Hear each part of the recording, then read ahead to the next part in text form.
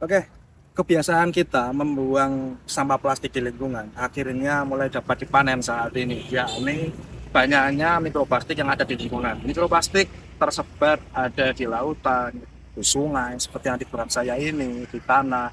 Bahkan riset terakhir mengatakan bahwa di nafas lumba-lumba juga ada mikroplastik. Mikroplastik ini menjadi momok dan berbahaya karena dia memiliki sifat stabil, bisa terakumulasi, dan sulit didegradasi.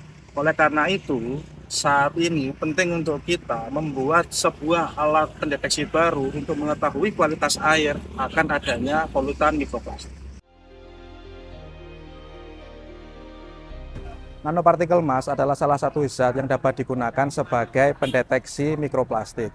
Nah, nanopartikel emas ini biasanya dibuat dengan bahan sintetik. Nah, ini juga jadi problem karena akhirnya bisa menimbulkan limbah yang tidak ramah lingkungan. Nah, kita bisa mengganti zat reduksi itu dengan bahan alam yang dapat kita temui seperti di pasar-pasar tradisional seperti ini.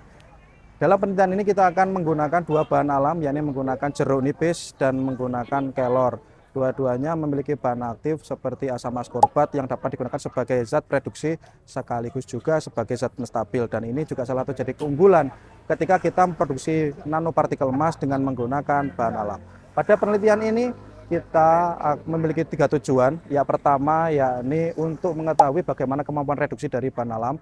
Yang kedua adalah dengan mengetahui bagaimana performa deteksi nanopartikel emas pada mikroplastik, dan yang ketiga adalah mengetahui karakter dari nanopartikel emas yang dibuat untuk deteksi mikroplastik.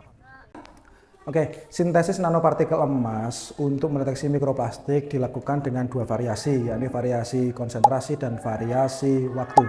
Pada dua sampel yang digunakan, hasil yang didapatkan adalah untuk kelor, konsentrasi yang didapatkan lumayan sangat kecil, yakni hanya membutuhkan 0,2% kelor, sementara untuk jeruk nipis membutuhkan 0,8%. Sementara untuk waktu yang dibutuhkan untuk jeruk nipis memerlukan waktu sintesis selama 5 menit, sementara untuk kelor membutuhkan waktu selama 10 menit. Data ini didapatkan dengan menggunakan pendekatan spektrofotometer UV vis.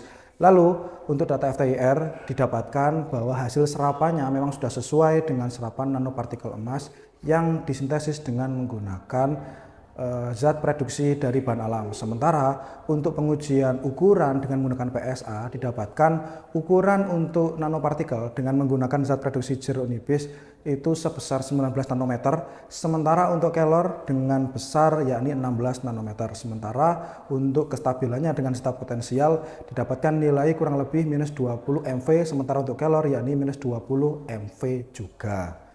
Selanjutnya dalam proses deteksi mikroplastik dilakukan dengan menggunakan batuan aseton, di mana ketika suatu analit itu terdapat mikroplastik, nanopartikel akan tetap stay di warna merah sesuai warna asli dari nanopartikel emas. Sementara kalau terjadi tidak ada kontaminan, itu dia akan menggumpal ketika ada aseton. Nah, didapatkan dari hasil yang ditunjukkan di sini bahwa memang nanopartikel emas yang disintesis telah berhasil membuat sebuah alat pendeteksi baru di mana dia dapat membedakan ketika suatu analit itu mengandung mikroplastik dan ketika dia tidak mengandung mikroplastik, bahkan sampai konsentrasi yang sangat rendah.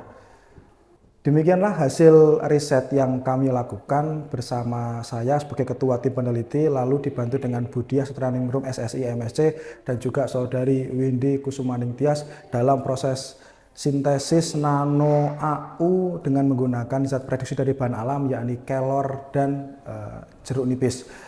Semoga ini bisa bermanfaat untuk banyak kalangan.